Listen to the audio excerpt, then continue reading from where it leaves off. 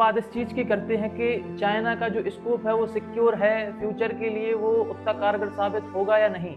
तो ऐसा कुछ क्लियर नहीं कहा जा सकता कि फ्यूचर किसी ने देखा नहीं है, पर जो टेक्नोलॉजिकल एडवांसमेंट चाइना अभी तक गेन कर चुका है, जिस रफ्तार से वो अपनी जीडीपी को आगे ले जा रहा है, मैन्युफैक्चरिंग इकोसिस्टम जो चाइना के पास आज की डेट में है, उसका मैच कोई नहीं कर सकता। इवन नॉट इवन अमेरिका, ना इंडिया, ना यूरोपियन कंट्रीज और ना ही Russia. Belt and road initiative जो प्रोग्राम वो चला रहा है, सीपैक कॉरिडोर जिसे हम जानते हैं, चाइना के थ्रू वो सीधा पीओके के रीजन के थ्रू होके सीधा पाकिस्तान लगेगा। और अपने इस इन्फ्लुएंस से उसने श्रीलंका के हम्बनटोटा पोर्ट को भी अपने कब्जे में कर लिया है।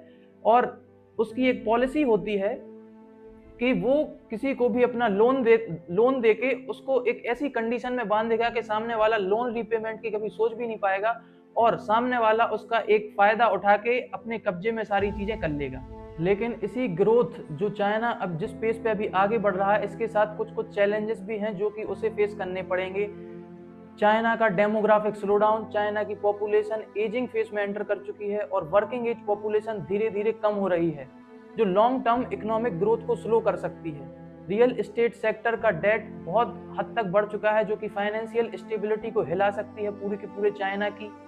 इसके अलावा यूनाइटेड स्टेट्स और वेस्टर्न कंट्रीज के साथ स्ट्रेटेजिक राइवलरी, ट्रेड रेस्ट्रिक्शंस और टेक्नोलॉजी बैन्स जो चाइना के एक्सपोर्ट लेड मॉडल पर प्रेशर डाल रहे हैं। ग्लोबल कंपनीज का China plus one strategy China के मैन्युफैक्चरिंग डोमिनेंस को ग्लोबली डाइल्यूट कर रहा है। ये तो बात हो गई चाइना की, अपने पड़ोसी मुल्क की। अब बात करते हैं अपन भारत की। भारत इस रेस में ज़्यादा पीछे नहीं है, जीडीपी के टर्म्स में भी नहीं, फास्टेस्ट ग्रोइंग इकोनॉमी आज की डेट में बन चुका है।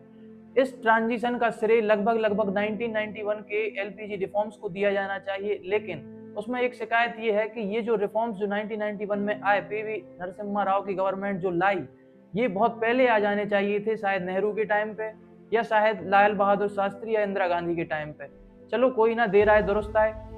अब जो हमारी इकोनॉमी अभी परफॉर्म कर रही है 7.4 के आसपास पर ईयरली ग्रोथ का एस्टीमेट मिलाया गया है, जो कि बहुत अच्छा ग्रोथ रेट है। शायद ही है ऐसा कोई दुनिया में अभी इतनी पॉजिटिवली ग्रोथ के फेज में हो।